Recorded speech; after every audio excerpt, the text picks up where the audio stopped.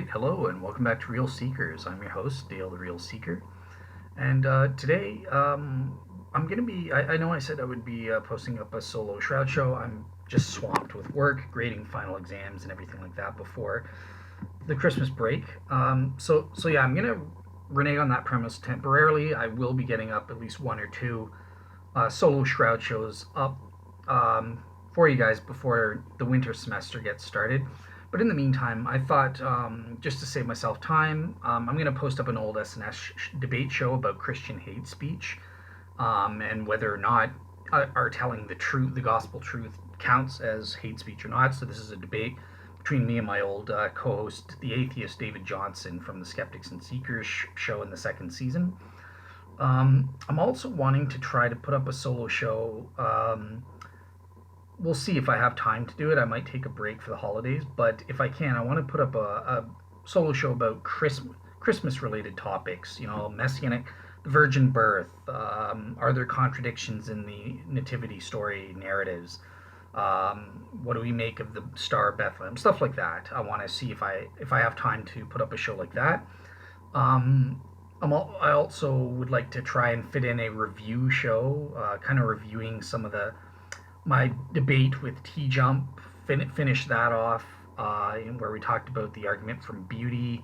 I want to kind of look into responding to Val's criticisms about God, the cosmological argument proving that it's a personal agent, and he made some interesting claims about personal explanations versus scientific ones, so I want to see if I have time to take a look and do a review show to close out the year responding to that. So that's my plan of action. No promises, just because things are really busy for me, but that's what I want to do. And then in the new year, I've got a bunch of shows lined up. So yeah, including in that, I will get one or two Shroud solo shows.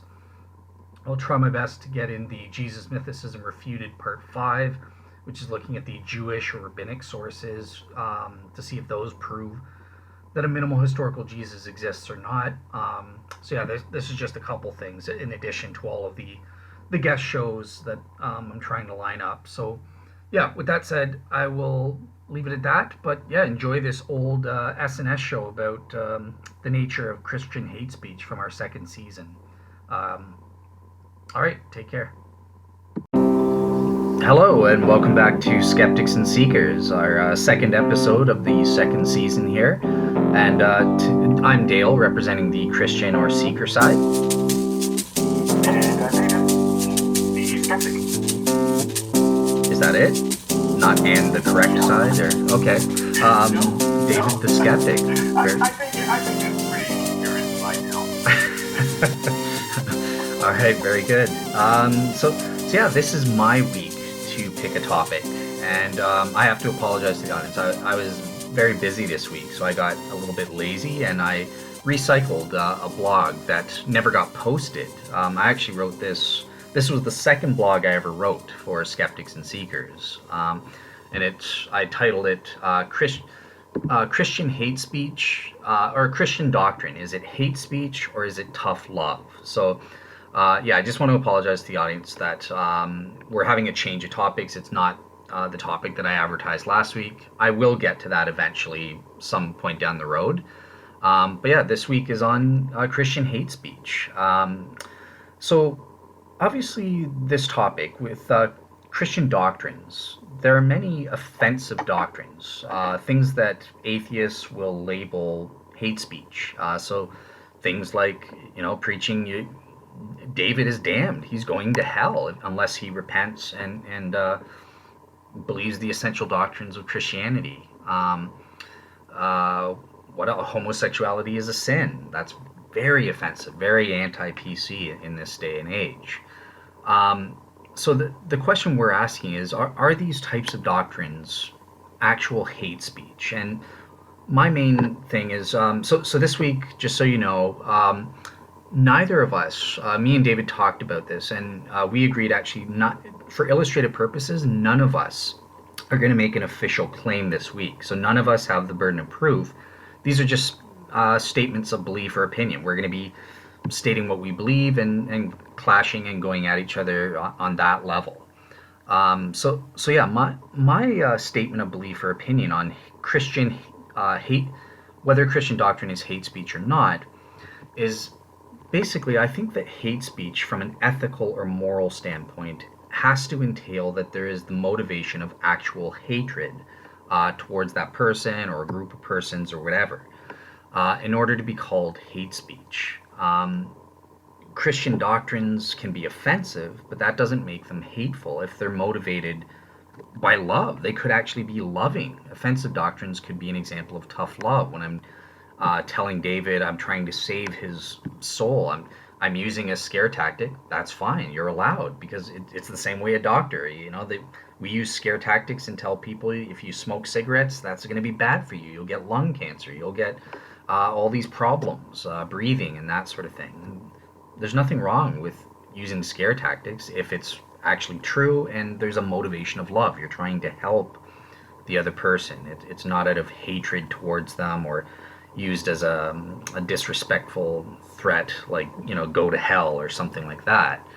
Um, yeah, that's my fundamental conviction. And since we're just doing statements of beliefs, even on a societal level, I think it's better if we restrain our use of the word hate speech and be much more careful with our use of labeling anything that we disagree with as being hate speech, or anything that simply offends us as being hate speech. I think if we made a difference there, it would actually improve a lot of the problems that we have going on in our culture, where someone like Bernie Sanders was interviewing some guy for a government job, and he pulls out his statements as a Christian about homosexuality being a sin, and then he says, "I would never hire someone as hateful as you." As a result of that, get out of here. That's not hate speech. How dare you? That he's the one being discriminatory and bigoted.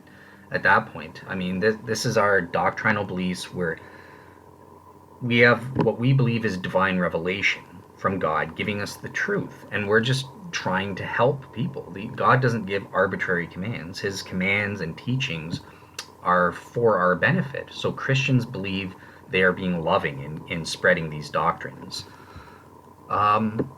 Yeah, that's really it for my opening speech. This is going to be a short show, but from my blog, I think that's it that I wanted to get across. So yeah, I'll turn it over to David for the counter. Okay. By the way, I hope everyone appreciates the audio improvements this week. Or I'm really sorry that we weren't able to implement the audio improvements this week.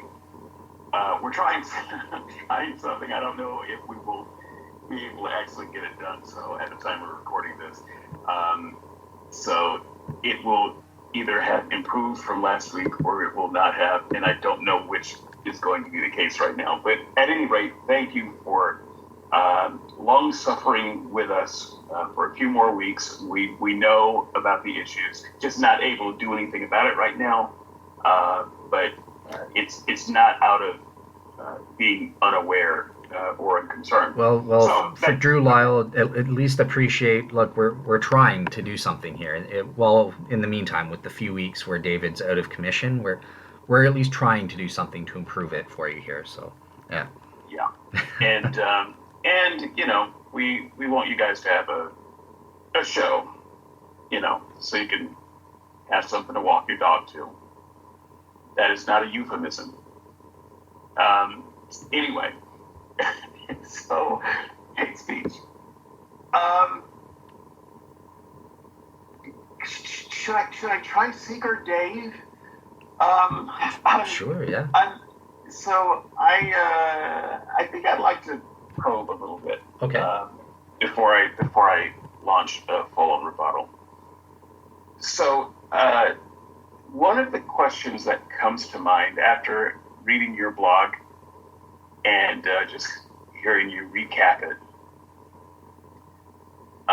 do you believe that there is any doctrine that a person, let's take it beyond Christianity, any person who is motivated by religion could hold, practice, practice and repeat to someone else that would qualify as hate speech? Any doctrine? So no, I think that it's a necessary criterion that there has to be the hatred as the underlying motivation in order to be hate speech. Now, I'm not saying that doctrines can't be immoral in some other way or discriminatory. Um, But in in that your sense, opinion, nothing, as long as it's based in someone's religious belief, could qualify as hate speech. Is that correct? yeah, that's correct. Even if so Mormons they have in their they deny it now, but in their original doctrines, going back to your criterion for orthodoxy, if we go by that, they had racist Yeah, because doctrines it's actually against. orthodox with the Mormons. So, I but agree anyway, with you, yes. but I actually do agree with you on that front, but not just because it's original, but right. So there are clearly those doctrines are clearly immoral. They are racist. They are discriminatory, and they're in error. They're false. It's not true what they say about black people. However, I wouldn't necessarily, if I was advancing that today, I sincerely believe that was true, and I was just saying, look, David, you've got the mark of Cain on you. You're cursed or something like that. If I'm saying that without the underlying motivation of hatred towards you, the doctrine itself isn't hateful. So yeah, I would deny that doctrines are hateful. There does need to be an accompanying motivation of hatred for it to be considered hate speech on an ethical or moral level. So this is why discussing hate speech and using that term is just rendered useless. Because there's simply nothing that a person could do or say where both sides would agree, well, that's hate speech. Because the religious person seems to have this shield of, well, it's not hate when I say it because I actually believe it. Um, whereas when you say it, you know, you you're just hateful. And there's simply no way to judge. There's no way for me to judge your motive. I can only judge the words that you say and their effect. And if we're limiting hate speech to having to know the exact condition of a person's heart at the time, then it's not possible. I don't think that's actually the legal standard. And Correct. I do Yeah, think it's that not. Christians are carving out a special um, exemption for themselves. Okay. Are you still being secret, Dave? Like, was that a question for me, or like? Yes, let's Okay. think of that as a secret date question. Okay. So I agree and I disagree with what you just said. So I agree 100%. There are impracticalities with regard, like obviously in a Christian context, it's not a problem. God knows the secrets of everyone's heart. He'll be able to be a just judge. Now, on a practical level, yeah, the law has to look at the content and the semantics on a purely practical level, and they have their own definition of quote unquote hate speech. Personally, I think it would be better to call it something else, discriminatory speech or something like that, just because of the the potentially false connotations that go along with calling it hate speech if there is no underlying actual hatred as a motivation. But however, the part where I disagree is even on a practical level, I think we can adjudicate at least some cases where we can tell, no, you have a motivation of hatred or dislike. You can tell in some cases. Yeah, this guy's not meaning it lovingly. He's peeved off at me, and he really go to hell or damn you or something like that. These curse words. Curses in the ancient world. We had actual formal curses because you hated this person and put their name in a pot and smash it, and their life is destroyed. So like, yeah, I think even on a practical level, we can adjudicate some cases where they have that motivation. Don't you think Well, I'm not the seeker, but yeah, what do you make of that? No, actually, I don't think we can judge it that way even then. And the reason, well, so yes, I do think we can. Let me back up. Yeah. From a practical level, yes, but I think that doesn't keep the Christian from carving out an exemption. So Okay. I think that Christians do a lot of things in the name of faith that look like hate to the outsider. But they would say, oh no, they're just protecting their spirits from demonic forces. So let me give you an example. I don't know if I've told this story on the podcast, but you might find it interesting. So way back when, at a particular church, I won't even mention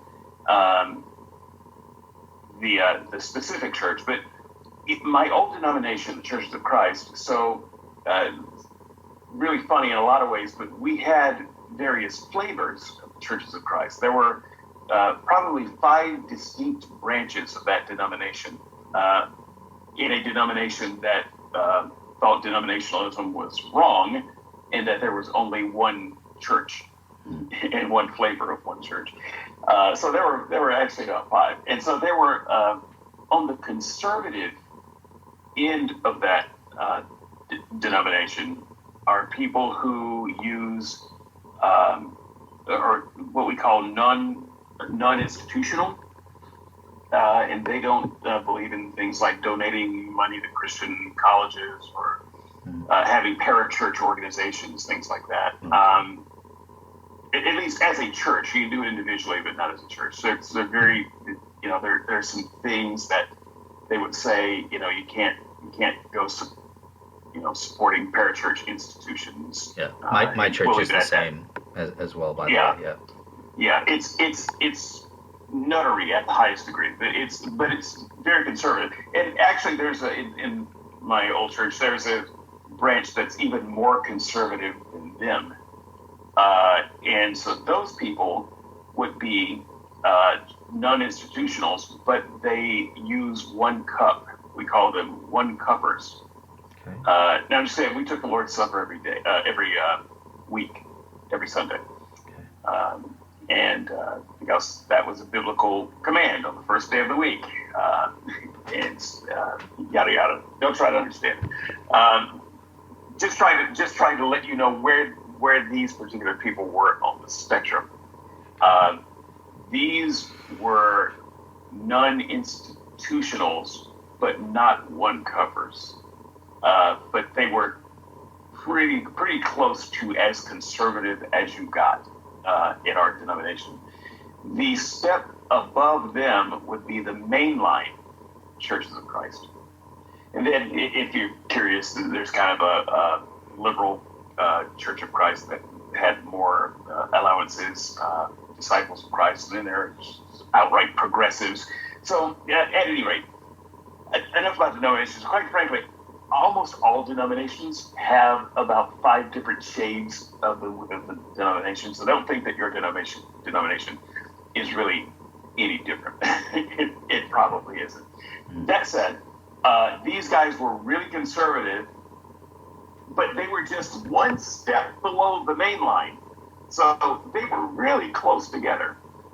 I was getting a ride from people that I was staying with, and they were of the conservative group, and I was at a church function, which was the mainline group, and I crossed easily through the lines. But you have to understand, within my denomination, people didn't cross the lines. You were one thing or the other. So if you were conservative, you never moved up to the more liberal branches. Sometimes if you were liberal, you would move down to the conservative branches to fellowship. But I moved through them fairly easily. I didn't really recognize those lines. So that said, I was at a mainline church function, and the person who came to pick me up, he was of the conservatives, which once again, just one notch below the main line. And they recognized him as a member of the same denominational branch. and they invited him to say a prayer, to lead one of the prayers. And he refused. In fact, he refused to go in the place. He came in long enough to meet me, and we had a few words, but he waited outside in the car. And this was an outside event, actually. So he wouldn't go in. Now, why wouldn't he go in? It's because in his mind, this group of mainline worshipers was equivalent to a different denomination. And he could not associate worship with people of the wrong denomination or who engaged in wrong worship. So not only would he not pray, he would not go in, he would not fellowship or associate, shake hands, he wouldn't do anything. And to the mainliners, he looked very hateful. From his perspective, though, he was being faithful to his beliefs and keeping himself pure. He did not engage in false worship, so forth, yada, yada, yada. My point, the moral here, is there are lots of things that Christians do in the name of faithfulness that are actually hateful. We could talk about, I think I posted it on the Unbelievable boards a couple of weeks ago. I think that you would remember, as Dale would talk about it a little bit. The woman who refused a mixed race couple the ability to get married in her wedding chapel. No. And she refused them on the grounds that her Christian beliefs do not allow for a black person, a white person to intermingle in this way. And so she refused. There's a video of her doing it, of her saying some pretty harsh things. And people just flag this as hateful. And it seemed hateful. But from her perspective, it's not hateful to her. And so this is kind of why I was asking you earlier, is there anything that a person could do in the name of their religion that you would consider hate? And I think you answered truthfully, no. And that's why hate speech is kind of a non-starter talking to Christians here, because they simply don't recognize it in the same way the rest of us do. You have rationalized it to the point that hate has no meaning anymore. And so you can't generalize it and say, well, that looks like hate, and I think that we can all agree that that's hate. No, we can't. Not when you get religion involved. You just can't. Well, yeah, but my definition does have a way to distinguish it, and it's universal. It doesn't matter about religious or secular or whatever. It's if there's an actual motivation of hate, hatred towards a person, a group of people, whatever you want to say, even a thing. Maybe I hate my table. If that motivation is there, that's what is the proper definition of hate speech. What I'm telling you is that from a practical perspective, you can't judge that motivation. Once again, we have ways of trying to do that in the courts, and that works when religion is not involved. But I just gave you a couple of examples where even though these things look like they're motivated by what any normal person would call hate, the religious person wouldn't see it that way. Right, because they don't have that motivation, and that's why they don't recognize it as hate speech, and properly so. It should be called something else. I'm not saying it's necessarily, I gave that example of the example that you were just giving of that racism. I have no idea where that comes from. That's not biblical. I've never read that in the Bible, so Doesn't matter whether it's biblical. We're They not believed talking it. about. I know. Orthodoxy was last week. There is no such thing. So There is obviously such a thing, but right, that's the key thing, and the courts can call it something else, discriminatory speech or something like that. That's sort of my further thing is I think when we label everything hate speech, this is problematic when there's actually no hatred involved. And it's leading to problems in our society with social justice warriors going nuts and you wore purple, you must hate me or something like that. So that's why that's why I'm trying to do this topic. Is I think we need to take a step back and really qualify it.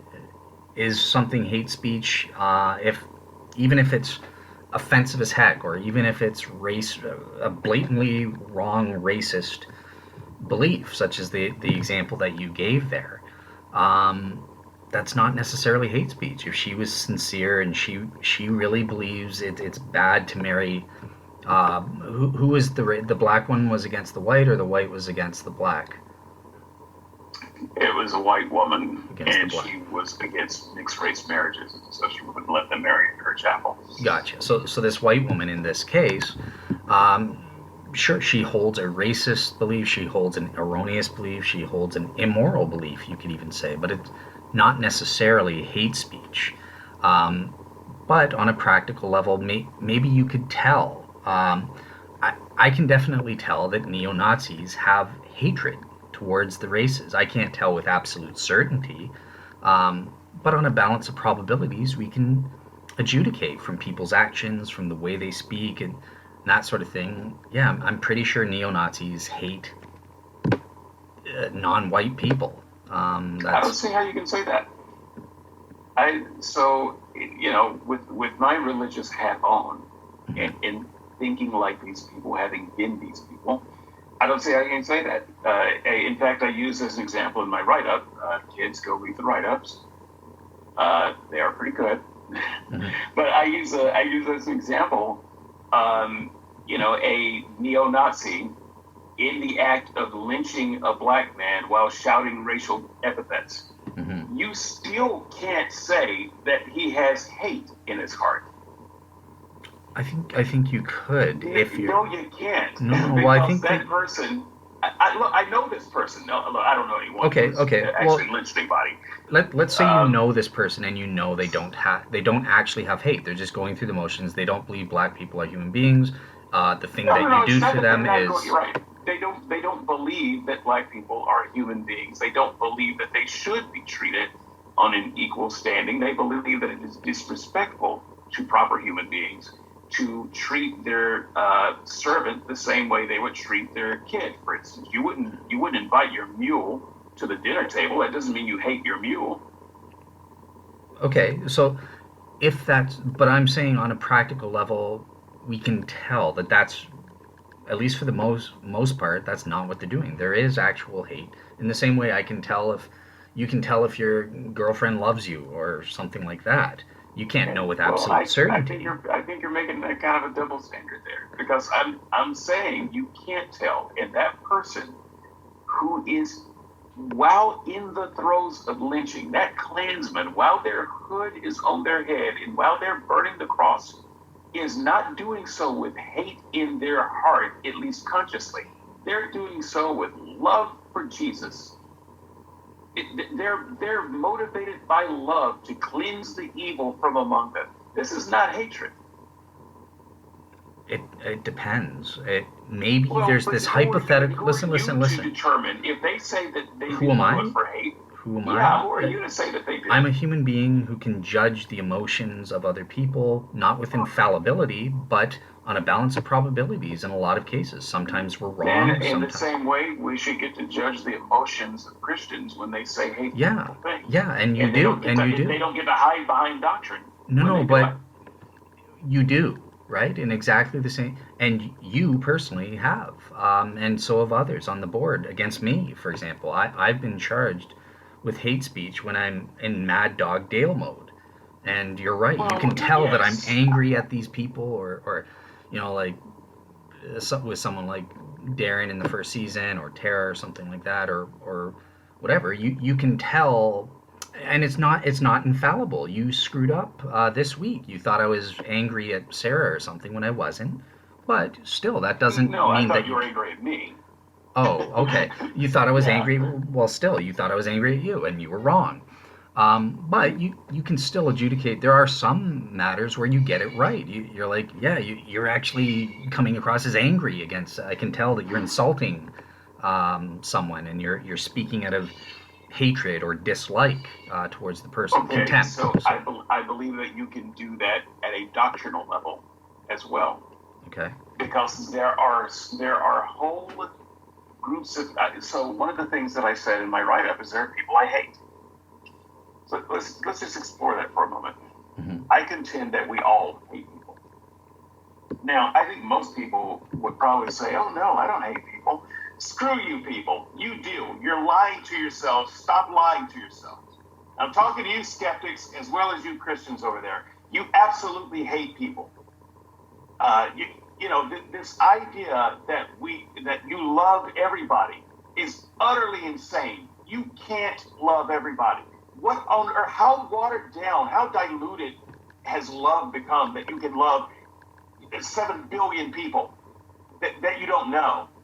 It's ridiculous to think that way, and we should stop doing it. That's kind of a leftover of religious nonsense language that we should purge from our minds. You don't love everybody, and you do hate a lot of people.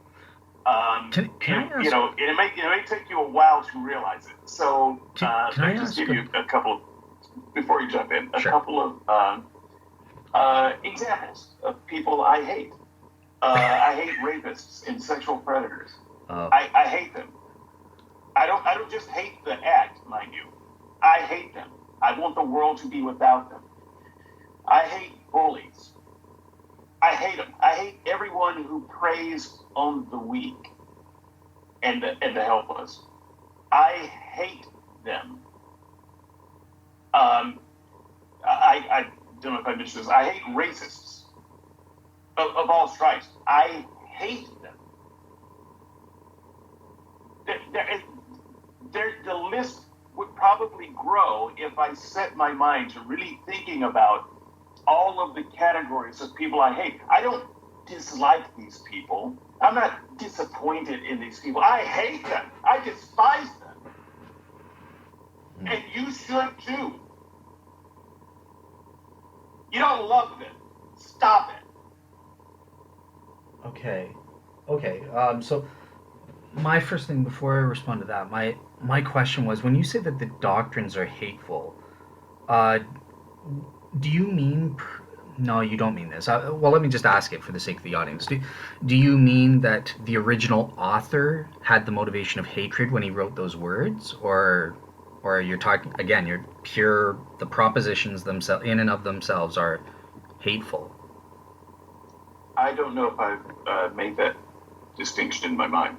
Okay. So if you remember to ask me that question later, I'll try to tackle it. Gotcha. Okay. Yeah, I'll let that one stew a minute if you give me a chance cool. to do that. Yeah, cool. Okay, so I'll respond to your point that you were just saying.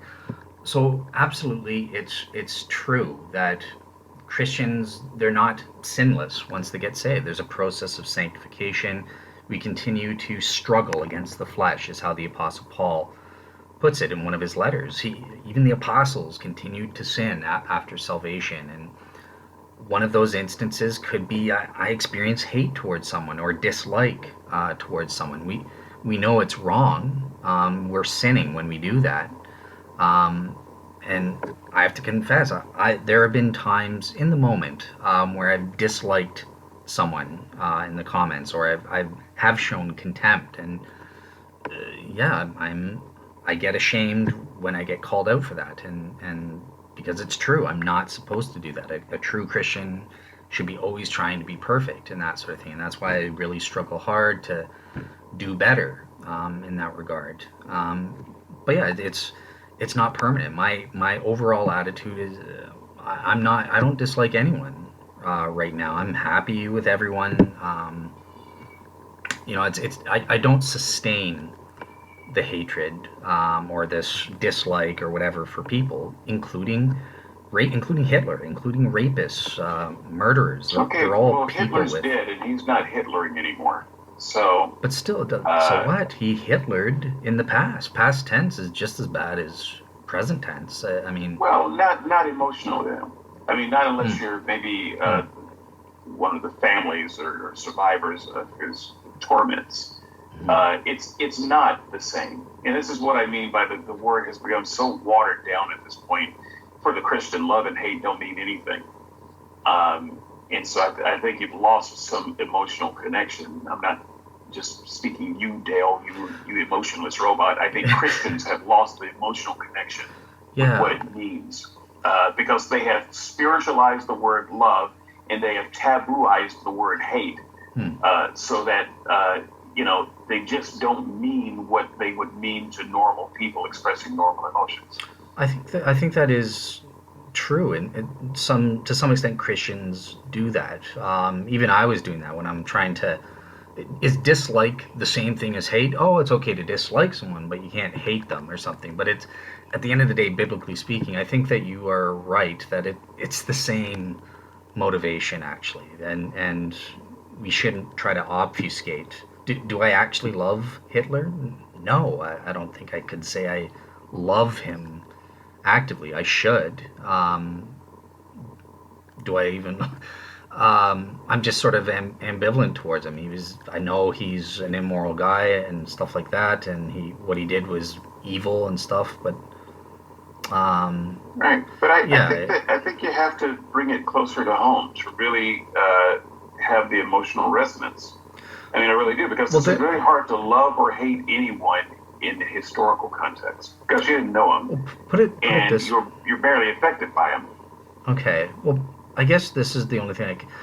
There has been at least one person that I can think of where I would say I hated that person. This was before I was a Christian or anything like that, and it took me years to get to the point where I was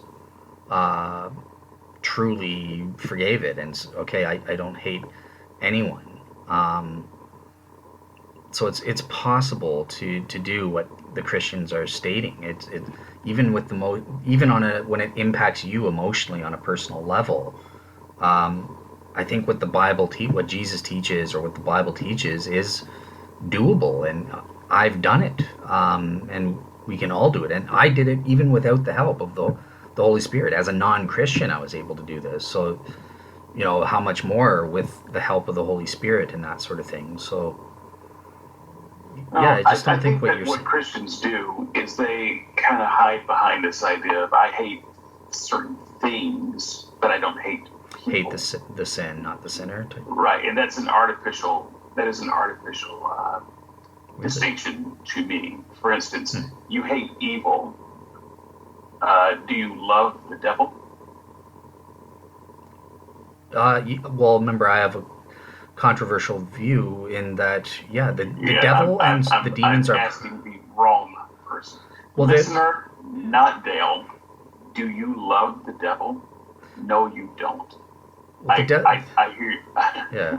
I've worshipped in church with you. I know that you don't. You hate the devil. You think it's pretty safe to hate the devil. You certainly don't love the devil. We're not going to call saying it. The devil is a person in your world view. That's at least one person you hate. And when you say, I hate the sin, I hate, just as an example, I hate lying, but I love liars. Well, God said, he hates lies, and all liars will have their part like a fire. Those two things kind of go hand in hand. So you can't really separate it out as if one were distinct from the other. Yeah, I agree. So let me defend the Christians there. It is actually okay to hate people. However, there's in the case of Satan, perhaps.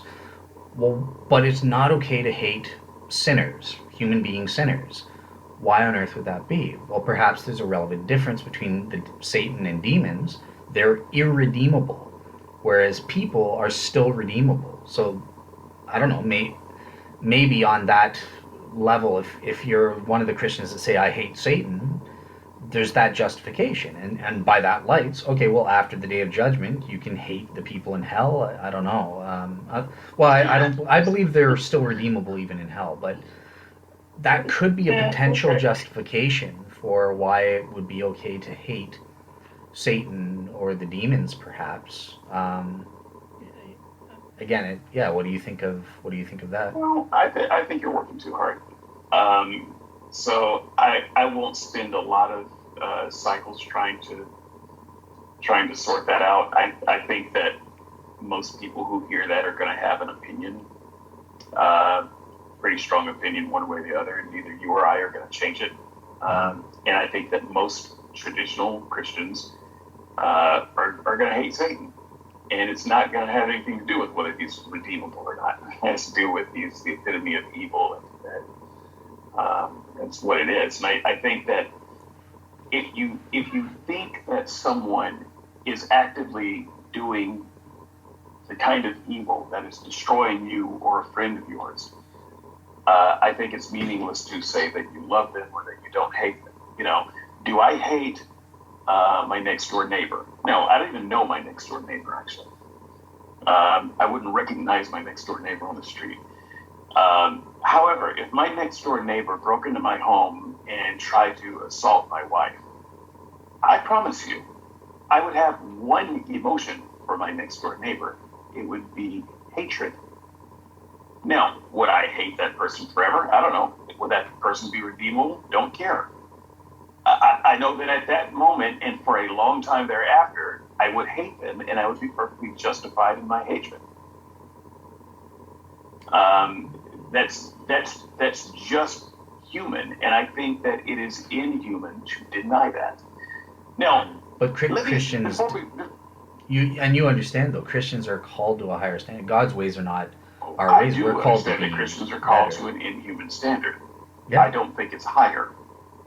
Okay, but for the Christians, they see it as higher, and this is why they are reluctant to say, "Oh, I hate someone" or something like that, or I. Right. Well, this is what I'm trying to explain, though, and why I'm expressing it this way. You can never actually make any progress with a Christian because they will always say, "Oh no, it wasn't hate," and that's because they have lost touch with what it means to hate.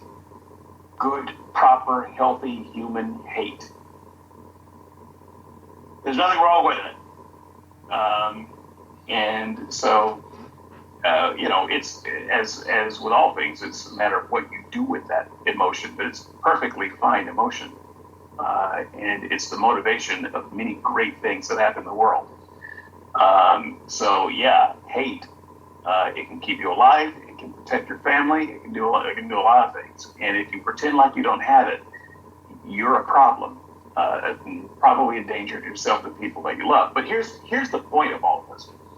So it has been an interesting exploration of hate, but I don't want the audience to get lost. That wasn't actually my point. My point was simply that when you hate people, and I'm just acknowledging that I do on occasion, and I'm pointing out that everybody does, whether they acknowledge it or not. Yeah. When you hate people, that is going to come out in your speech and how you treat them. Mm-hmm. And there is simply no way on God's green earth you can avoid that. And so the idea that, there's some kind of religious exemption carved out for hate speech is absurd because Christians are humans. And as humans, they hate people.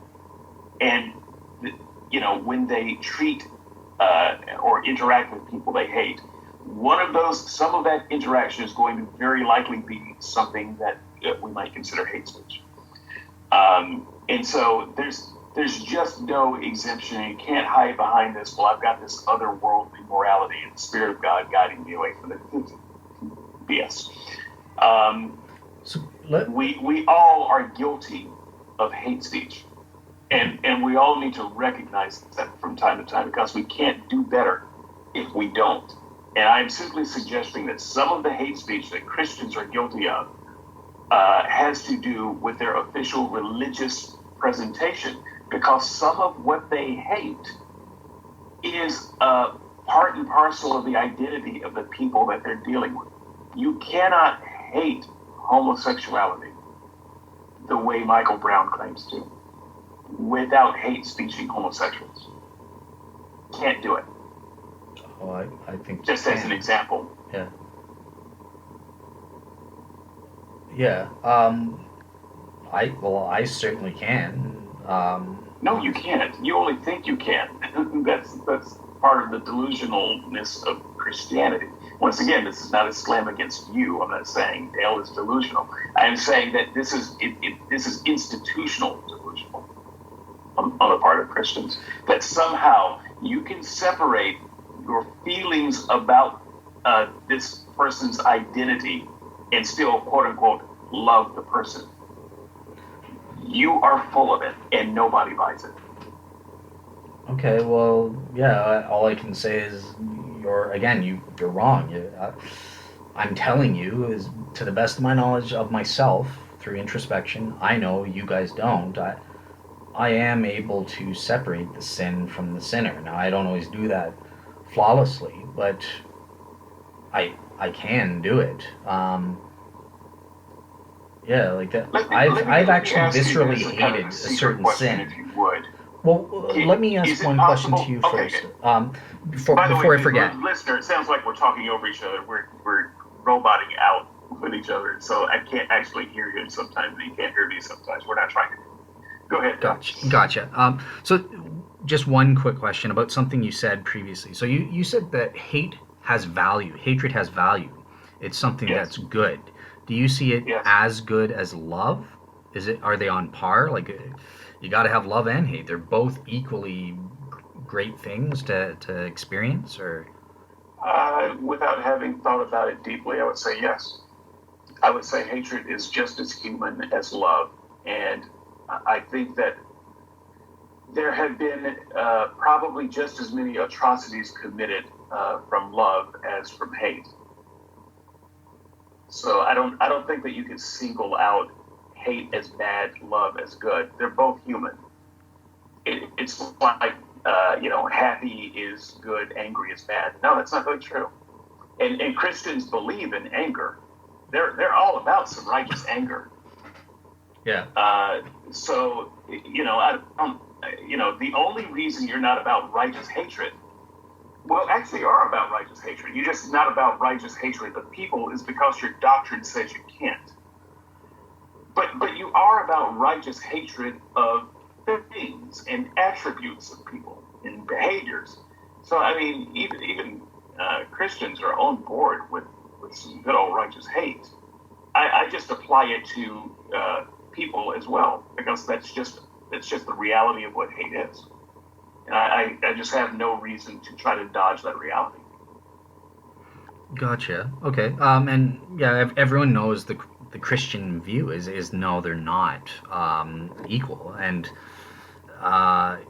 this ultimate standard of what is to be human, we're judging based on a fallen world, it's part of a fallen human nature, and love it's not love that's bad that leads to wars or whatever. It's a jealousy, unrighteous jealousy or something like that, or with Helen of Troy or whatever.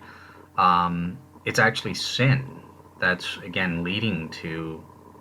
It's just a different sin other than hate, but it's not love that's motivating. Okay, well, you've never. I mean, we don't have any kind of example or demonstration of this better form of love that you're talking about, because when there were no humans and there was only God in His heavenly court, we had the same drama. No, we didn't. You mean the Trinity, or are you making a slam with a pagan council or something like that? No, I'm not making a slam with some pagan council. I'm talking about the story of the fall of Satan and a third of the angels. Okay. We had the same drama. Humans didn't invent that. So it's angels too. You have to give me some kind of example of this idealized version of love that never leads to jealousy or the love of the Trinity. Well, okay, if everything was so perfect before God created It was. beings, he shouldn't have created beings.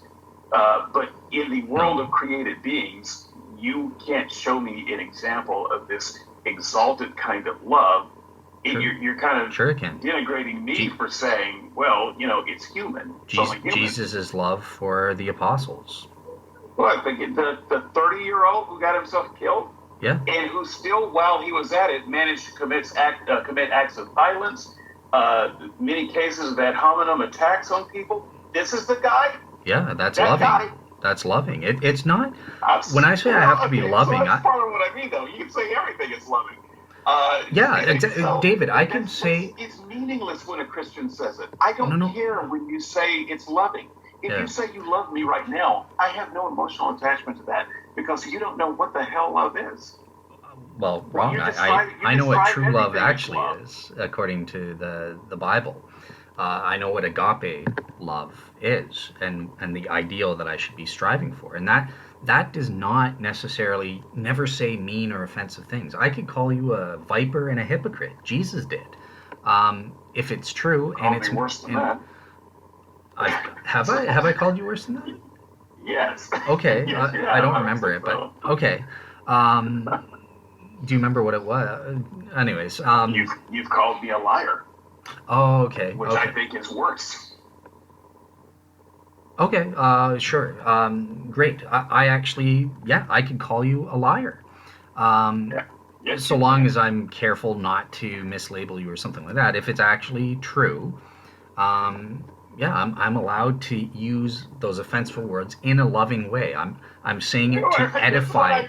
I'm saying it to rebuke you or to edify you. And if my motivation is not contemptuous, then that's good. Jesus did it. There's nothing wrong with doing that. Or goddamn empty-headed son of a bitch.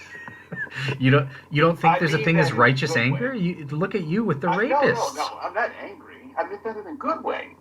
In the loving way. Didn't you hear the loving way? Never mind. Okay. But you believe you're righteous when you get angry at the rapist. Geez, you said I would rip that guy to shreds and kill him. Yes, but I also acknowledge my hate. I hate the rapist. You pretend like you love the rapist. Okay, well that's fair enough. That's idiotic. So, but it's I don't listen to Christians when they talk about love. But it comes down to the motivation. Why am I rebuking you?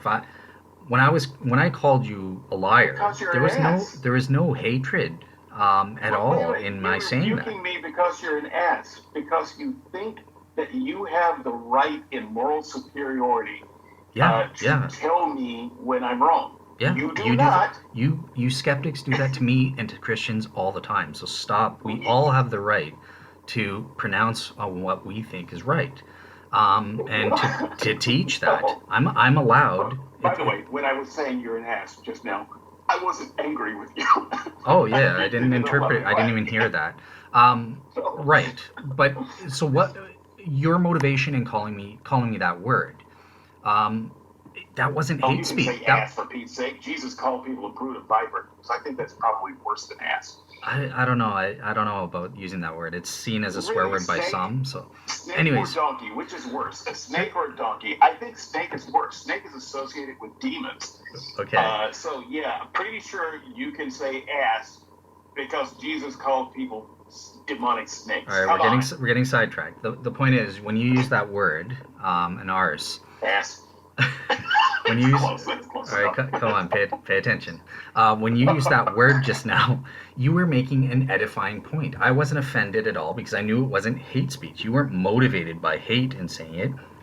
You were trying to make an edifying point by using an offensive word or something like that to wake up. You Christians are behaving very arse-like when you judge us skeptics or something. I think that's hypocritical on your part because you guys do it more than Christians on the boards. Maybe I'm hypersensitive to it, but or maybe it's just because there's more of you guys. But you guys are pompous jackrabbits when you guys are judging Christians. Sorry,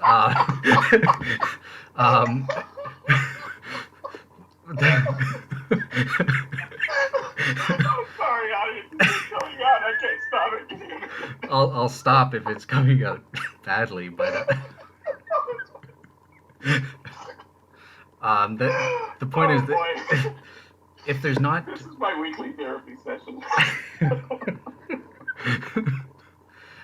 you get my point. You weren't Yes. meaning it in a hateful way, so I would not label what you just called me or Christians as hate speech. You were, in your own warped and twisted way, meaning that as a edifying point, out of love or likability. I assume you like the Christians and you don't hate them. Yes, and I also knew or highly suspected that you would not take it as hate speech. You would not be offended, but that's a part of the calculus.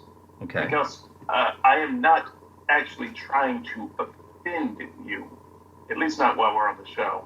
There are times when I'm going to have to say something that's offensive. And I will usually label it up front. This might be offensive. If I feel that needs to be said in the line of duty here. But it is not actually my intention to offend, certainly not unnecessarily. And that's part of the calculus. If I thought it would have offended you and would have been mistaken, I wouldn't have said it. The Christian does not engage in that calculus at all. They believe that they can say anything and they're justified because they have this commission from God to do so. And so this kind of leads me back into my official objections to your point. And so unless you have something else to go there, I'd like to go to the notes and just kind of briefly outline for the audience why I think that why I think you're wrong. I have one last thing to say then about this what you just said about the offensive thing. So again, assuming it's true, right? To Christians, it's true that you're going to hell or something like that, and we need to warn you and save your soul. It's exactly like a doctor telling you that, giving you the bad news. No, that it's if you not. If you No, smoke, No, it's not. What is the difference, other than saying you think one is true and the other is just BS? What is the relevant difference then? Okay, so if you will allow me to defer the answer, because it's in my notes. Okay. And it's my third point. Okay, sure. Yeah. So I want to finish on that point, if that's okay with you. Yeah. Okay. So my first point, one of the reasons I think Christians, when speaking officially in their doctrine, engage often in hate speech, is because of the absolutism in the way that they speak and think. Now, absolutism in and of itself is not hate speech, but I think it's one of the ingredients that leads there. So by absolutism, I mean it must be this way and no other way. I have the true way right here. And furthermore, not only do I have the true way, but it's obvious. My true way over here is the obvious true way. So that leaves, by implication, if you are not following or agreeing with the obvious true way, then there must be something wrong with you. You are purposely suppressing the truth so that you can engage in more sin. You evil sinner. You deserve to burn in hell. This is literally Romans 1. I just summarized Romans 1 for you. That's Paul. That's where that brand of absolutism leads. Paul couldn't say, while God is real, it's understandable how some people may have a hard time finding it. But here, let me help you find it. That would have been the beginning of a very different book. But it began with a kind of absolutism that led very quickly into hate speech. And Christianity, and in fact, many religions are full of hate, of absolutism. Another example of Christian absolutism is Jesus. I am the way, the truth, and is it the life Life, or yeah. the light? I Life. always get that confused. Life. Light? Life. Life. F. Life, okay, yeah. Wait, does anyone else have that problem, by the way? I am the way, the truth, and I get that. It's life or light? Life. Anyway, that's an absolutist statement, especially the next line. No one comes to the Father but by me. I mean, that's a very absolutist kind of statement, and it closes the door on all other possibilities. I don't remember who it was in the Hebrew scriptures that said, the fool has said in his heart, there's no God. That's an extremely absolutist statement, because there's no negotiating here. There's no middle ground. Either you believe in God or you're a fool. This leads to hate speech. In fact, I can't see how this type of absolutism can lead anywhere else. And so, to the extent that religion, and in particular Christianity, is filled with absolutist constructs, I think that it inescapably leads to a lot of Christian hate speech built directly into its doctrine. Before you move on to your okay, next point, let me come back, because I have a thing to say about that. Go ahead. Are you okay? I've got this written down, so it's okay. I'm not going to forget. Okay, good. Okay, so absolutism as a criterion, it's not a necessary. Like you're right to point out that absolutism in and of itself is not hateful. So, for example, I'm an absolutist when it comes to the shape of the Earth. Does that mean it's going to lead to hatred on my part towards flat earthers? No. But my question for you is, with this entire point, I kind of hate flat earthers too. Okay. Being perfectly honest, I don't like them a lot. Okay. I don't think they're honest, and I think they're being hurtful to innocent people.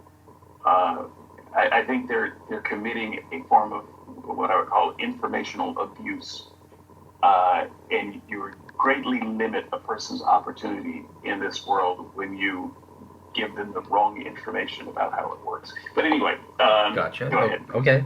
Well, I don't necessarily hate the flat earthers, but okay. The point is, I wanted to make here. I don't like them. Don't like Cool. them. That's your prerogative. But so your main thing is, look, there's no negotiating. But why would anyone negotiate with the truth? Let's assume that this is all true. Of course, absolutism is a good thing. If it's true and one knows that it's true, I would never negotiate with you whether 1 + 1 = 2. It does, whether you like it or not. I don't care what you say. So that absolutism is a good thing, and it doesn't in and of itself lead to hateful ideas. So can I modify that a little bit? Sure, I'll grant you that entire point. I would say absolutism in disputable matters. So it is not, in fact, a disputable matter that 1 and 1 is 2. It is a disputable matter whether there are universe-creating pixies.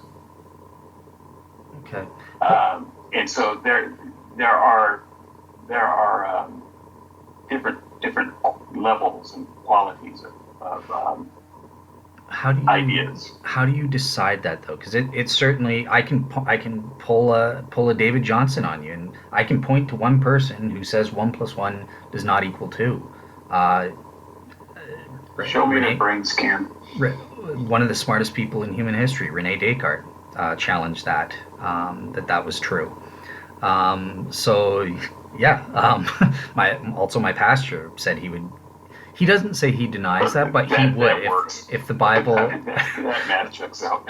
Right, but you got Rene Descartes who's challenged it, who's challenged mathematical truths as not being necessarily true. So who determines what is disputable or not? It may be something. Not being familiar with your example. I'm not going to get sidetracked by that. Okay. So I'm going to put that in the category of nice sophistry, but everyone knows what I mean. Well, let me phrase it. Let me So- phrase it this way. Let's pretend something is disputable to you. You don't, or is disputable to me. But you have 100% knowledge that it's true. Shouldn't you be an absolutist? You shouldn't negotiate on, oh shoot, well I know the sky is blue, but Dale doesn't. So I'm gonna compromise and negotiate and say it's blue-ish or something. So I guess that's one of the reasons we argue, and this is one of the reasons why subjects of epistemology come up from time to time, because I do believe that while we can't always know what the absolute truth on a matter is, we should be able to know and agree well enough on what we don't know. Okay. So I have a much easier time talking to Christians who can acknowledge that the God question is a challenging question, and it is, in fact, unknowable. Many Christians would take that position, that it is unknowable, but we have reason enough to take the leap of faith. I can work with that. Okay. I can't work with, oh no, it's absolutely empirically knowable, and you're an idiot if you don't know it. That's a different thing. And so I think that I do believe that we should be able to come to understandings of what is known and what is not known, what is solid, what is solidly established, and what is disputable. And I think that part of the problem with many Christians, many Christians who are listening, is that a lot of you, especially you fundy types, are on the wrong side of this. It is all a very settled issue. You are very Ken Hamish in your approach. You have lost the ability to see the difference between what is clear and what is fuzzy in your zeal to express your great faith. So yeah, I can't actually have much intelligent conversation with a person like that, because they actually don't know the difference between what's disputable and what's not. Yeah, but that's an assumption on your part. Maybe they actually do know that it's. Well, the way you no, okay. So the way you phrase that, especially it's empirically. So, for example, I'm going to be coming up with the Leibnizian cosmological argument, and I was delayed on that for good reason, because I think I've come up with a way to combine them. I don't think the Leibnizian and the Kalam cosmological argument are separate or independent arguments. I think it's better to combine them into one form. Anyways, that's beside the point. But yeah, so I'm going to be presenting that argument. I forgot. I had a point I was going to. So I don't know what I was going to say. I have that argument I was going to present, so we do have a reason, and it's pretty strong. Maybe it's not 100%, but it's 80%. And then you have a reason to believe it. I mean, for the purposes of my point, you should be able to understand cognitively, if not emotionally, why someone else wouldn't believe it. And that's I think a pretty good way to define what is disputable. So, for instance, I cannot cognitively or emotionally understand why someone would not believe 1 + 1 is 2. But I can most certainly understand, just as another matter of science, why someone would not believe in string theory. Now, I happen to be fond of string theory, and I kind of hope it's true. Mm-hmm. But I can certainly understand that it is disputable. Yeah, I guess it comes down to the assessments, though, right? Like if belief in the existence of God is actually in that category. You're just assuming it's in that category because, hey, the debate's been around. Well, I'm not gonna. I don't know why you think that's the case. Well, for just what I said, you should be able to understand enough of the other side to know why someone wouldn't believe it. I think that if your faith is such that you don't even understand how someone couldn't believe it, then you're on the wrong side of reason. Right. Yeah. Well. Yeah. I think that's right. That's part of being a real seeker. Having an intellectual right to your opinion means that you can understand the other side of the issue, regardless of how strong the 1 + 1 = 2. I can understand why Rene Descartes denied that. He's absolutely wrong. He's screwed up big time. But I can understand why he says that. I can understand why my pastor says that, and I can. So I don't understand the argument, and just for the listener, I know this is the second or third time you've heard me say this, but I just want to don't send me video clips, Okay. don't send me articles, don't try to explain it. I don't give a damn. Okay. Okay. Well, here's my thing for the Christian. I don't want to understand why they think that. So. For the Christian, it's possible. It's not the case in my case, but it's possible that some Christians could have, in the same way you don't care about someone denying 1 + 1 = 2, it's possible they have the same degree of knowledge that God exists or that Christianity is true. Therefore, they have the right to be absolutists. It would be positively stupid for them to negotiate with you. Now they can say, "I understand," and try to reason with you, but they shouldn't negotiate on their plane. I agree with you that would lead to a certain type of logical absolutism. Okay. But my point still doesn't change.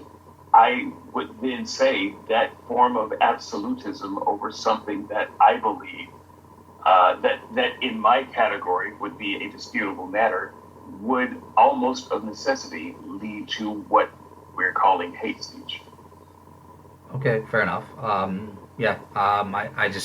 I don't think it does necessarily or inevitably. It leads to Paul. It leads to the kinds of conclusions that you make. I mean, yep, that's not hateful. Not to get I'll shut up with this. Personal here, but I mean, your whole real seeker criteria is based on a notion that if a person does not come to know God within a certain undefined period, and they don't know him in the same type of framework that you know him, then the problem is with them. They are not a real seeker. That's the kind of conclusion you have to come to from that absolutist perspective. Yeah, but I'm warranted in. So I don't have absolute certainty. I'm not actually interested in whether you're warranted or not. I am simply saying as a point of Christian hate speech, and what I am calling it and how I identify it, absolutism almost absolutely leads to that form of speech and doctrine almost every time. Now, you may not think of it as a bad thing, but the rest of us do. Hate, yeah. My real secret criteria are not hateful. Well, okay, but I think it's hateful. It doesn't matter whether it strikes you as hateful.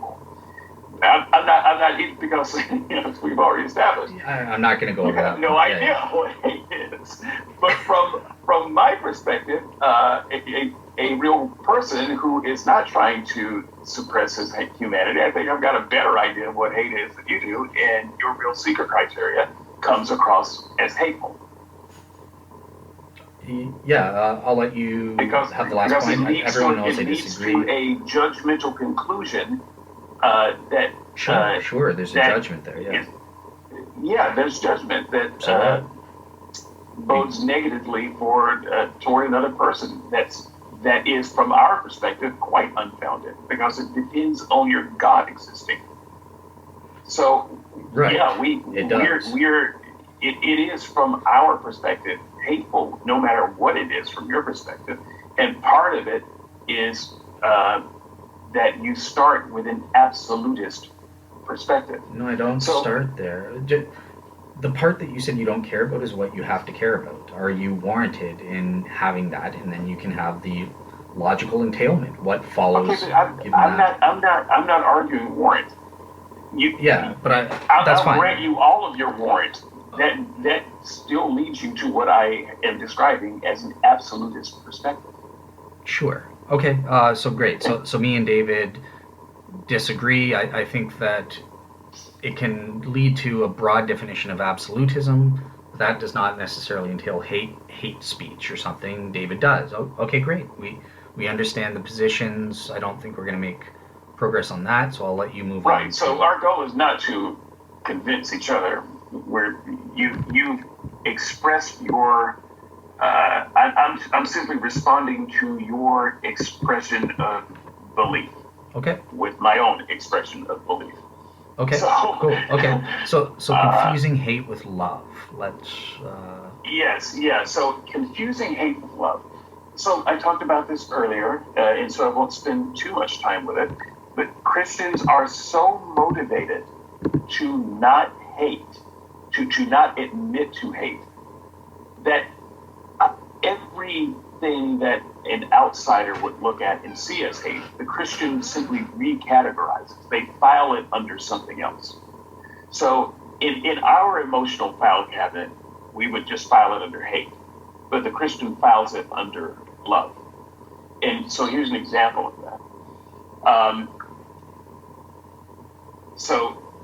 In fact, we've already used it, so I'll use it again. Jesus going extremely ad hominem on his religious and political enemies.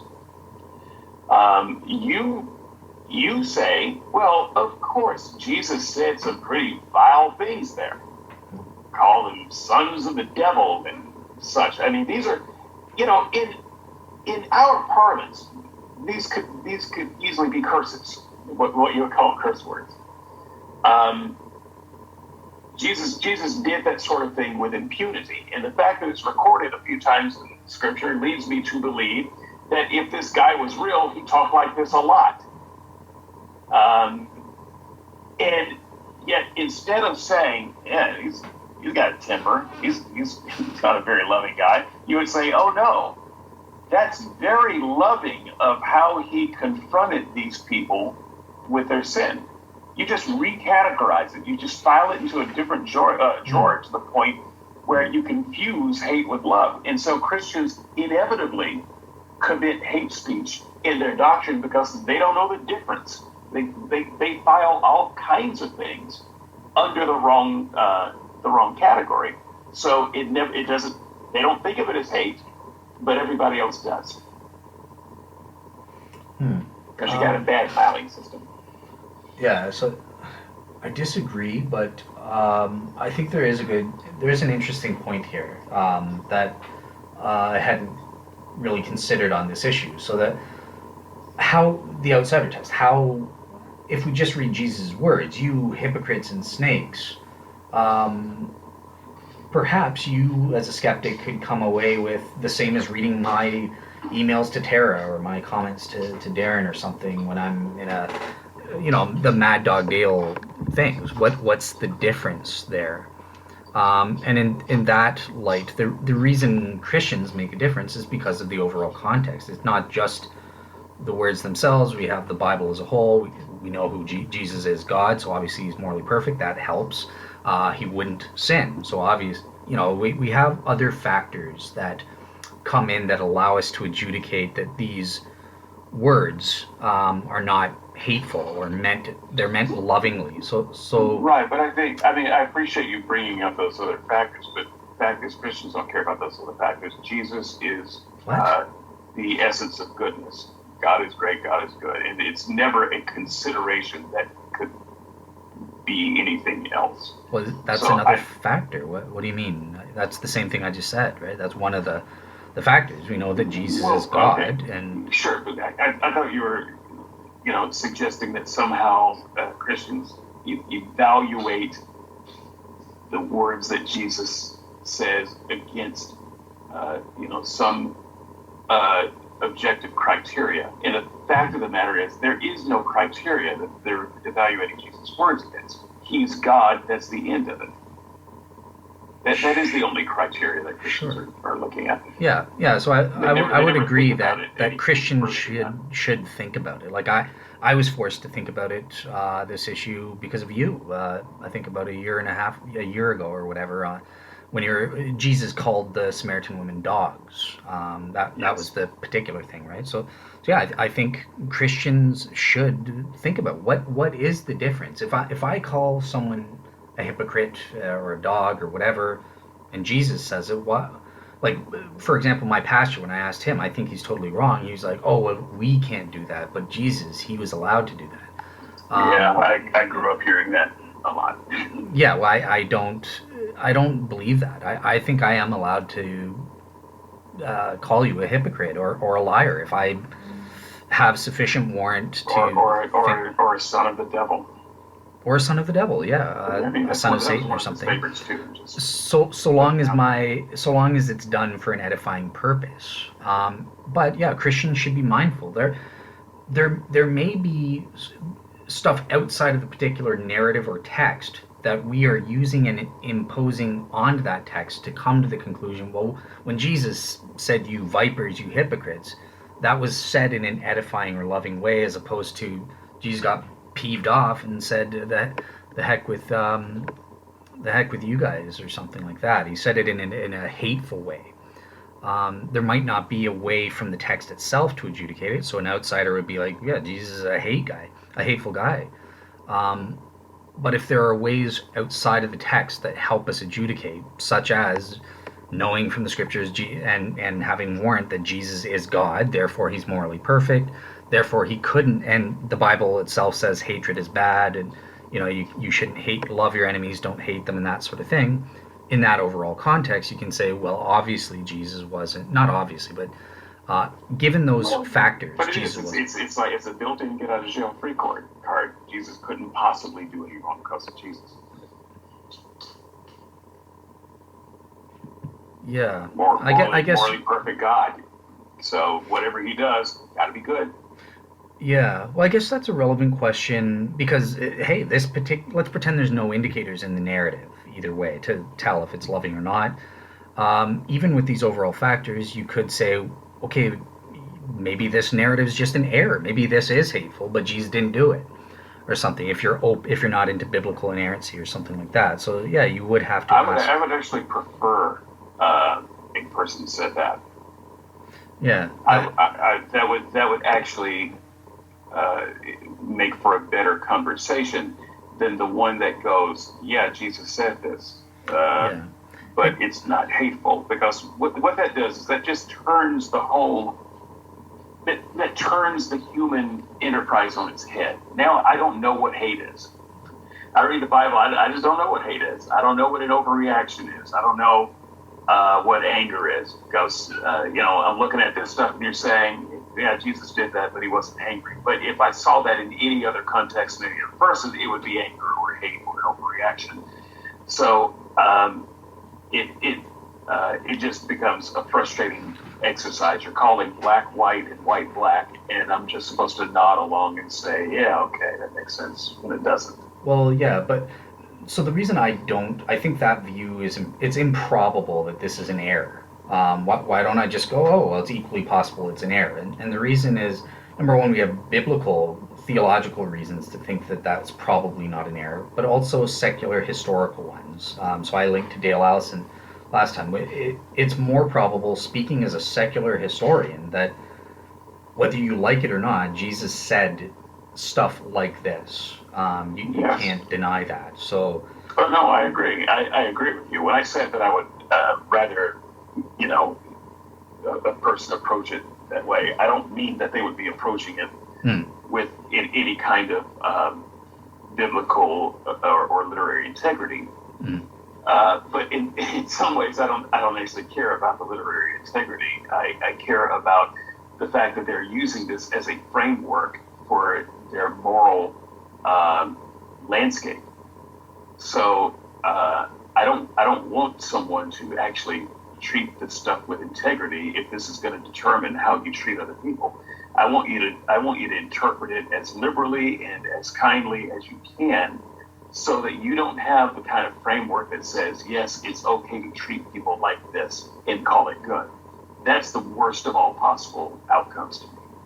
Okay. And I guess on the Christian front, it's not. Jesus is God in the flesh. He's our model of how to behave. So, yeah, that's why I take the good and the bad. If something may seem bad, but then you need to think about it a little bit more and probe. And we do have that way to tell. It goes back to what is the underlying motivation behind the words that they're saying, and we can judge that. Now, in the case of Jesus, with the isolated context, maybe a good lesson for you is, okay, with a written text, we can't adjudicate motives, not even on a balance of probabilities in the same way I can tell from your voice inflection or your facial expression if you're in front of me if you're being hateful or not.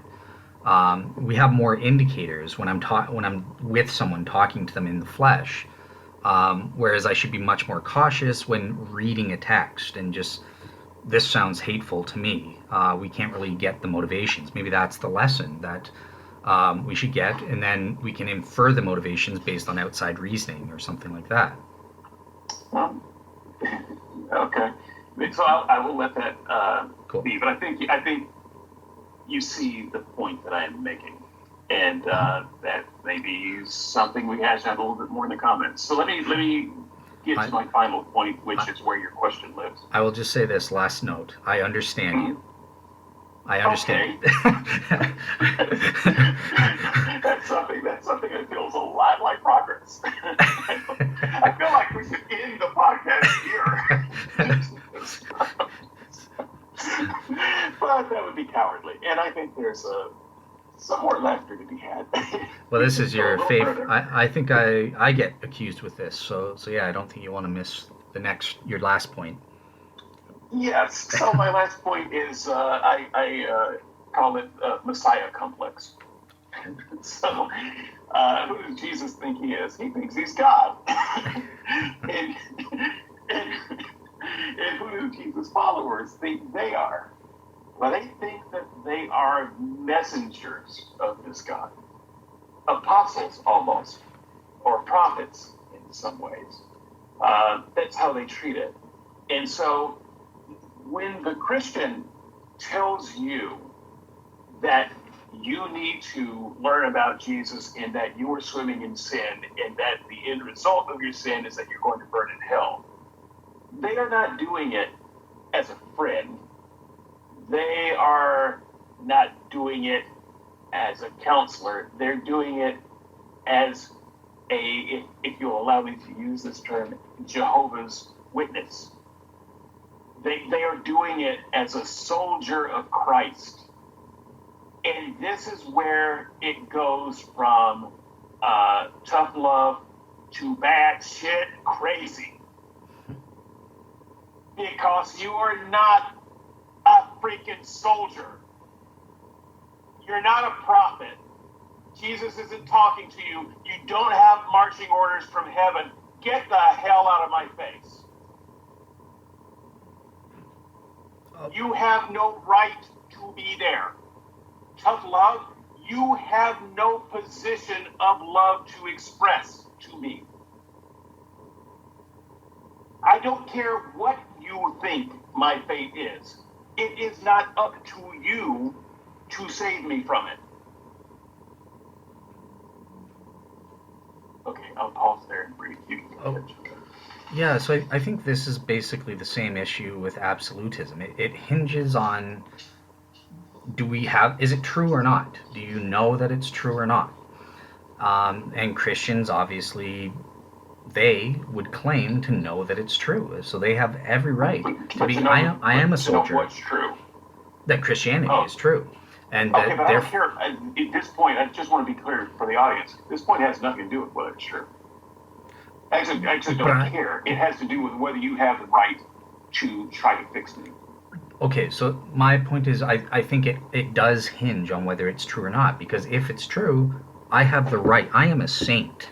I am a soldier of Christ. Your denials are meaningless. I know that this is true, and given that it's true, I have the right as a saint to, and an evangelist and a soldier for Christ, to wage spiritual war, to go out and save souls. So it. So just so that you all just heard this, let's dispense with the nonsense of love. And every Christian is a saint, not just me. I'm not special. I understand that. Okay. I understand that. This is not just Dale, but Dale expresses out loud what other Christians think in silence. And they think you're not supposed to say that. Why would you be ashamed? If Christians are saying that, shame on you. Don't be ashamed of the Word of God. Yeah, go ahead. Sorry, David. But no. I mean, I'm just saying this is the real. This is it unmasked.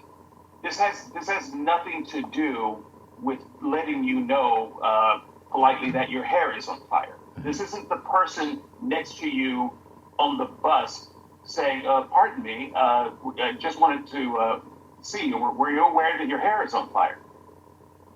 This is the Christian suiting up in armor, going to war against the devil of which you are a representative. Fuck that guy. Oh, okay. Yes, you are a representative, but I wasn't meaning it in like, we're going out to help you. It's still loving. Like, even though I'm a soldier. Sorry, didn't ask for your help. Right. So I'm then we swimming, leave. not drowning. Right. So if you're not open to it, then we shake the dust off our feet and move on. No, you don't. You actually try to gather as much power in the halls of power and then legislate. Yeah.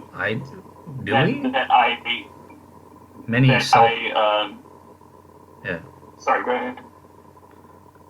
Okay, so is that there are many people that profess to be Christians, including, I would even think, some true Christians that probably do that. I myself, on a political level, the only thing I would take action against is something like abortion. I think that should be against the law, except for that one case where the mother's life is in danger or something like that. But in general, I don't allow Christianity to interfere with my political views or something like that. I'm pro gay marriage, even though I think homosexuality is a sin and you shouldn't do it. I think the proper Christian response in regards to the state is the state shouldn't get involved. If non-believers want to sin and get married, it's not the state's business to say no. We've got to enforce Christian values on those people. Let them do it, so long as it's not a criminal. So long as it's not, so long as there aren't those secular reasons for imposing a law or restricting behavior or something like that. So yeah, I just don't see what you. Bravo.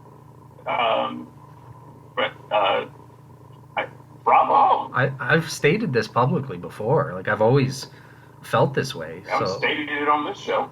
Okay. So on this show, I am going to stand up and give you a round of applause. Although I'm not going to get out of the chair or smack my hands against each other. It's fair enough. It's philosophical. Yeah, I think that Christians that mix up,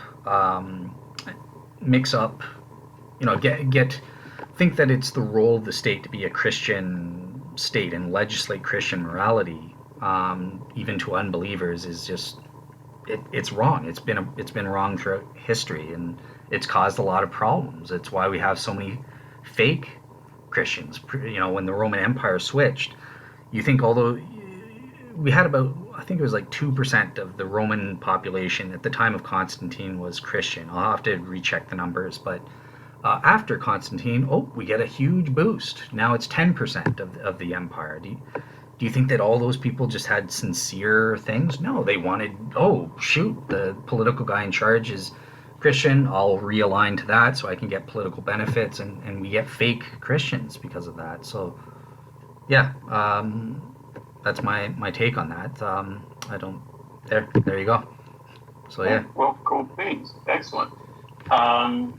So I agree with you so much on that I almost lost sight of the fact that I disagree with you and your notion is batshit crazy. Oh shoot! So My plan didn't work. Let me just you did good though. You really you had me. But the fact is, taking it back out of the political arena for the moment, of which I am 100% in agreement on you on. The idea still stands that you, and by you I just mean Christians in general, believe that they are not just humans in this world doing human things. And so they are not merely trying to save you from an instance of, oh, there's a scorpion on your shoulder. I don't know if you saw that or not.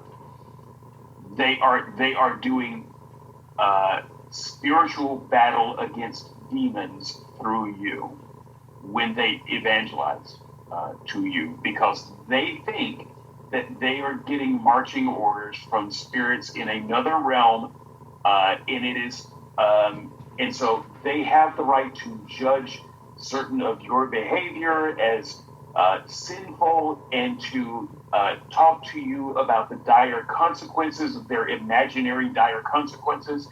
And this is where the speech, I think, gets classified as hate speech. In your particular question, though, so that we don't lose sight of it, because I think it's an important way to frame this, is it the same as when a doctor tells you have cancer?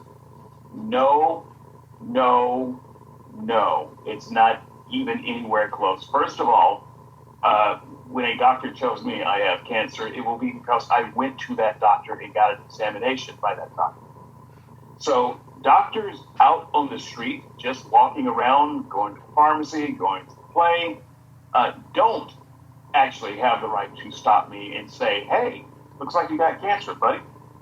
In the first place, no. Can I just correct something? Because you... Okay, well, that's not what I asked you. I was very careful the way I asked it, right? Like, so doctors do go out of their way to you. Surgeon General's warnings on every cigarette box, they're warning you in advance. You will get cancer if you smoke. You're not going to them. We live in America. We have Surgeon Generals. That's the job. We employ that person to do that. They would not be doing their job if they didn't do it. Is it wrong to do that? A Christian to look into my soul. So no, not the same thing. Not even close. But it is the exact same thing. Like, sure, we have a person that's... You're not hearing me. Not even close to the same thing. Okay, but if what you're saying is true, then we shouldn't have people whose job it is to tell others what to do. We should just fire the Surgeon General and have... We do have people whose job it is to tell them what to do. This is the thing that you're not seeing. Okay, well, God has given me the job. And we as a country hire people to do that for us because we have decided that is an important thing for us. We did not hire you, however, to look after our spiritual being. Didn't do it. You do not have that job. You are delusional thinking that you have that job. That is a delusion. You're not a doctor. And I don't give a damn what your otherworldly marching orders are. They do not apply to me. And the fact that you think they do, and that you're some kind of doctor equivalent to actual doctors who go to school to be doctors, who then help people who pay them lots of money to doctor on them. You are batshit crazy if you believe that there is even a remote comparison to that. There is not. Sure there is. Dr. William Lane Craig went to school for years to get trained as a theologian doctor. And he should look after your soul if you accept him as a bishop of your soul. I do not. It doesn't matter whether I don't care. No, it does matter. No doctor in the world has the right to barge into my house and forcibly give me an examination and repeatedly tell me that I'm going to die. I didn't choose. Nowhere in the world is that allowed. Okay, well, it's a. I think most people will see that that's a ridiculous difference to point to. I No, didn't it's not. How is that? No, it's not. That's exactly what you're talking about. just because You I. are not a. First of all, you're not a doctor. You're not a Dr. William Lane Craig. But let's just say that you get there and good luck with that. And I mean that sincerely. So let's say you get there. You're still not my doctor.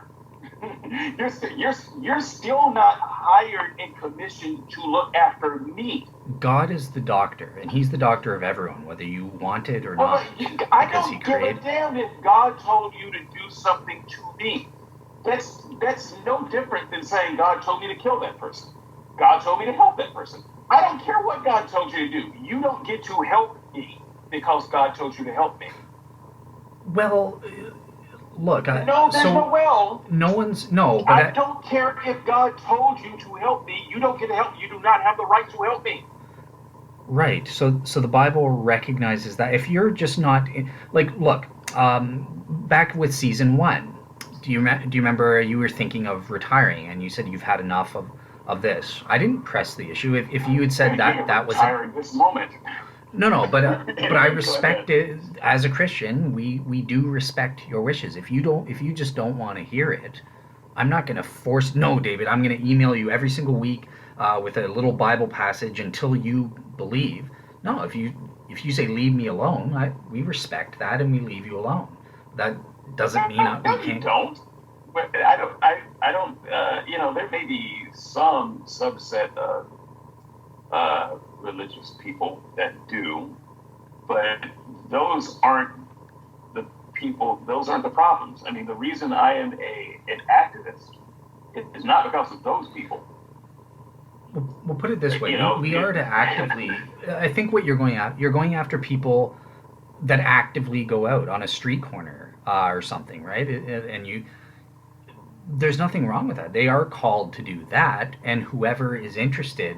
I mean, none of them grab you by the neck and say, "Get over here and listen to this Bible tract," or something like that. Most people just walk right by them and ignore them. I've witnessed them at Dundas Square and stuff like that. So, um, yeah, like what you're saying would be a problem if someone was just forcing you to hear it.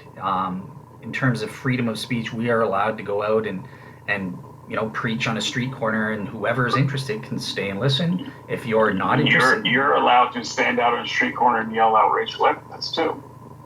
yell Uh, at what? Rachel epithet. Epithets. Oh, Insults. sure, yeah. Yeah, you're allowed to do that too, but that doesn't stop it from being hate speech. Now you're saying you're protected from the accusation of hate speech because you're like a doctor. I'm telling you, you're nothing like a doctor. You're just a jackass on the street yelling you're going to hell. Right? I mean that's not even close to a doctor. That's a doctor telling you have cancer is a person doing his job. He's doing what you paid him, the $300 you paid him for your visit. The person on the street, his heart is full of something, whether you call it hate or insanity, I don't know. But he's just yelling out his fantasies to you that has nothing to do with you. So is it whether wrong it if should be illegal or not is a totally different question. Whether it falls in this category that I'm talking about, it definitely does. Is it moral for me as a non-doctor to go out and teach on a street corner what the Surgeon General's warning is about cigarettes? Is that moral in your opinion? I think it's stupid. Sure, So I wouldn't moral, do it. I don't know if it's a question of moral, but if you have made it your mission, for instance, to every time someone lights up a cigarette, you're going to accost them and say, hey, have you heard the good news from the Surgeon General? Smoking is bad. It'll kill you. You should put that out. You're going to get punched in the face a lot, and you should. Yeah, like obviously in that, I don't think no, you shouldn't get punched in the face for doing that. But No, yeah, you really people should. will say. I mean, I wouldn't do the job. People but, would say, someone mind your. would do the job for you, People and would it would be well earned. Well, people would say mind your own business or something, right? But I've had people come up to me about the environment. If you litter on the ground or something like that, hey, you should throw that. Well, this hasn't. Yeah, that never happened to me, but I've seen videos of it Yeah, where people will go up to litter bugs and that's slightly different. because it's Probably no less stupid, but it's slightly different because litter is illegal. Technically, you can citizens arrest someone depending on where you live. So that is in fact a civil offense that is actionable, and so it is proper action to do that. Now, once again, I've actually witnessed a citizen's arrest. Oh, interesting. I was Okay. like 3 people away from it. It was I want to say it was in a bank. It was really wild. But so it's not a thing I would ever do. I'm not. Yeah. I'm not going to do that. But as an example, I don't think it works as an example because technically speaking, yes, you actually can and should and have authorization to approach a person who is littering. Yeah, so put it this way: there are ways to approach people, whether it's evangelism in a Christian context or smoking evangelism. So my example was if you want to get out, there are people that do stand up on the street corners and protest vaping, for example. Now that in Toronto, we're having a big thing about that. So, or in Canada, because we're legalizing marijuana. So there are people protesting on both sides, saying this is bad for you, and you know they've got their medical arguments and stuff like that. There's nothing wrong with that. Sure, and I think a lot of that ends up being hate speech. And no, I don't think it's bad hate speech. Yeah, not against the one vaping, but against the tobacco companies, against the companies that are putting this out. By the way, I hate those guys too. I hate them. They kill people. I'm serious. Yeah. The tobacco industries have killed more than the most ambitious serial killer. It more than all of the most ambitious serial killers combined, and they have done so out of a motivation of greed, out of the purest form of evil I can think of. You bet I hate them. And when I speak against the tobacco industry, I promise you, it comes from a place of pure hate. Gotcha. And yeah, that's good true. Hate. It's good, righteous hate. Sure. Yeah. So there could be hate in some of these protesters as a motivation, right? So supporting my definition, that would be hate speech. If you were out there protesting against vaping, and you had in mind or against tobacco or something like that, then sure, yeah, that would be you giving hate speech. Fair enough. Like Christians do when they're protesting against homosexuality or condoms in school, but not necessarily, right? Any number of things. Well, but it depends if they have the motivation. So I personally think, from what I've seen, that Westboro Baptists are doing hate speech when they say God hates fags. That's there is biblical precedent for that. I could say God hates sinners because the Bible says that, yes. But it's the way that they definitely hate speech. But the thing is, when I was a Christian, I just want to give you some context. Mm-hmm. I was in favor of the Westboro Baptist Church, and I could easily acknowledge that it was hate speech. It was just righteous hate speech. Well, yeah, but there's no such. It depends on what your definition of righteous hate speech is, but there is no definition. You can't have righteous hate. You can't hate homosexual. Again, I don't have absolute certainty, but I'm making a fallible judgment based on some of the videos where I've seen, and it does seem to me that they actually have, or at least some of them have, a motivation of hatred towards the people that they're going against. They're not just lovingly saying this is wrong, stop it. But I understood that because I thought that homosexual. So I'm giving people some insight into the kind of Christian I was, at least for part of my Christian life. This was true later in my Christian life. So there was a time of development, but certainly part of my Christian life, I would have said that activist homosexuals were very much like the tobacco industry. They were actively trying to destroy society. They're trying to harm people, lure people into an unhealthy lifestyle that was destroying individuals and families and communities. I absolutely hated them. And the same would have been true for certain feminists. This wasn't me. I mean, I know that people will hear this and say, "Oh, you know, what a terrible person." This is a large swath of religion. This is what religion teaches us to do. And you know, whether you personally feel that way or not, you're just got your head in the sand if you think that that's not mainstream religious thought and the natural result of imbibing this religion. Of course, it's going to lead to hate speech and hate ideas. Okay. Well, I just don't think it does. It hasn't, in my experience. You know, the funny thing is, when I left religion, there was no leftover sense of, well, but homosexuals are still bad. No, the only reason I ever thought negatively about someone because of their sexual orientation was because of what I thought God thought. Sure. That's it. Yeah, I'm the same way. I saw nothing wrong with it, but now I have divine revelation that tells me it's a sin. Oh, okay, it's a sin then. It's bad. It's God commanded it, so it must be bad for you. He doesn't just give arbitrary commands. There are always a reason, justified reason as to why he gives the commands that he does. So whether I understand what's wrong with it or not, it's bad for you. So yeah, that. I think. You know, you stated your case up front simply in about 3 minutes, and we've had some good conversation. I stated my objection about an hour. Yeah. And a half.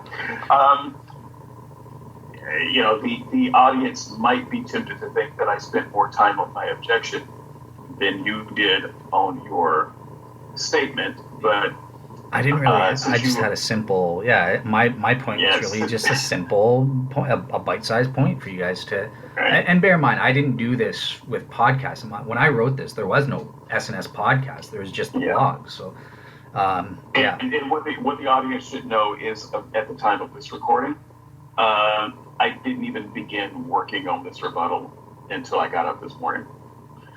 So it's not like we've been hashing this over in great detail for a long time. Last week's discussion, actually, I think it's fair to say we both spent a pretty good deal of time on the ideas. And this week's discussion, mostly from an organizational point of view, only came together today. But obviously, these are things that we have clearly have some thoughts about and have been talking about on and off for a while. So yeah, I think it was good for that topic. I do too. I think it was a good topic. I appreciate it. I'm glad that we had a chance to hash this over without me having to use it as one of my topics. And once again, I win. So next week. I'm not even going to react because I know everyone's going to, all the skeptics are going to say, yeah, David won. Just keep it moving. Next week, prayer. No. Next week. Do I need to say it? Ontological argument. Correct. With special guest, Tony DiCosta. Woohoo. The week after that, prayer? No. No. Michael Brown. Correct, yes. The week after that, Michael Brown and various and sundry topics. Yes. After that, prayer. No, it's going to be prayer. Okay. No. Okay, guys. Thank you so much. All right, guys. So have a great week, everyone, and And for the Christians listening, when I said I didn't mean I was pro gay marriage and the fact that I think it's a good thing. I should clarify that. Just it's not. I'm not saying it's. I wanted to leave it right there. Yeah, well, I just want people. The Christians might misunderstand. The email is going to be so fun. It's the same. It's the same stance I have with lying. The government should allow you to lie, even though that's You heard it, people. Jail is the favorite behavior. Bye. All right, bye bye.